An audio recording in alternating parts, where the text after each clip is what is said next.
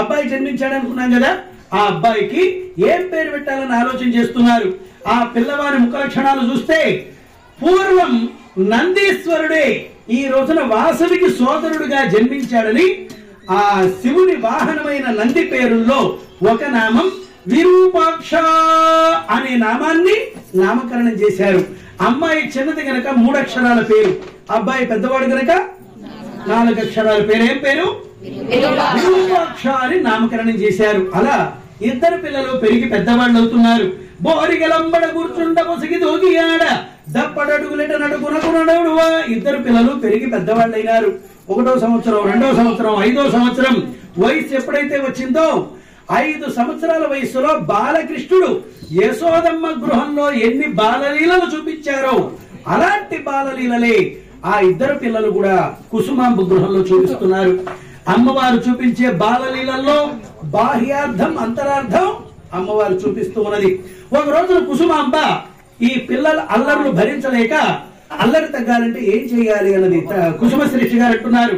ఓ ధర్మపత్రి, ఏ పిల్లవాడైనా 5 సంవత్సరాల వయస్సు వచ్చే వరకు మహారాజులా చూడాలి. వింటున్నారా?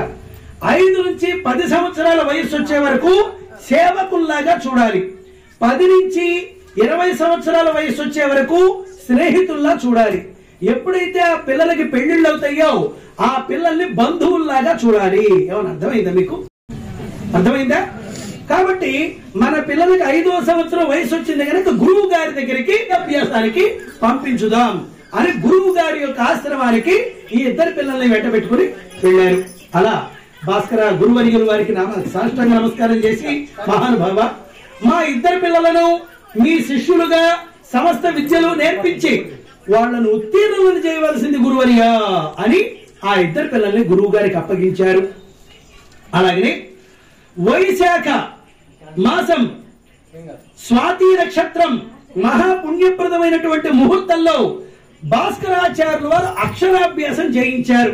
ఓ నమః శివాయ సిద్ధం శివాయ అని ఆ ఇద్దరు పిల్లలకి అక్షరాభ్యాసం చేశారు గురువు గారు. అలా ఇద్దరు పిల్లలు సమస్త విద్యా పారంగతులు అవుతున్నారు. ఏ వయస్సులో ఏ విద్యను నేర్చుకున్నారు అనగా అష్టవర్షే చతుర్వేది, 8 సంవత్సరాల వయసులో 4 వేదాలు నేర్చుకున్నారు. ద్వాదశే వేదాంగన, 12వ సంవత్సరం వయసులో వేదాంగాలు నేర్చుకున్నారు. షోడశే కృతవాన్ శాస్త్రం, 16వ సంవత్సరం వయసులో శాస్త్రాలు నేర్చుకున్నారు. అష్టాదశే గణతంత్ర, 18 సంవత్సరాల వయసు వచ్చేసరికి యుద్ధ విద్యలు కూడా పూర్తి చేశారు ఆ ఇద్దరు పిల్లలు కూడా.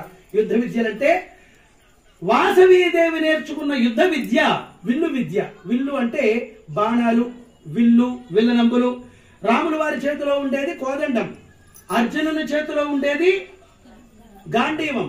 అలాగా ఉంటాయి. వాసవీదేవి విల్లు విద్యను బాగా నేర్చుకుంది. అలాగనే విరూపాక్షుడు గదా యుద్ధంలో ఉత్తీర్ణుడైనాడు. గద అంటే తెలుసు కదా, ఆంజనేయ స్వామి చేతిలో ఉండే గద, భీముడి చేతిలో, దుర్యోధనుడి చేతిలో ఉండే అలాంటి గదా యుద్ధాన్ని విరూపాక్షుడే నేర్చుకున్నాడు. అలా 18 సంవత్సరాల వయస్సు వచ్చేసింది. ఎంత వయస్సు? అలా అసమాన సౌందర్యవతిగా పెరిగి పెద్దదయింది వాసవి మాత. జై శ్రీ వాసవి మాతాకి. ఆ ప్రకారంగా ఆ ఇద్దరు పిల్లల్ని తీసుకొచ్చి గురువు గారు తల్లిదండ్రులకి అప్పగించారు. ఆ రోజు విజయదశమి. ఆ విజయదశమి రోజున విద్యను పూర్తి చేసుకుని ఆ ఇద్దరు పిల్లలు రాగానే మహిళలంతా వాసవి దగ్గరికి, పురుషులంతా విరూపాక్షుని దగ్గరికి వెళ్లి మీరు నేర్చుకున్న విద్యలు ప్రదర్శన రూపంలో చూపించమన్నారు. వాసవి మాత విల్లు విద్యను విజృంభించి చూపించింది. వాసవాంబకు జై, విరూపాక్షకు జై.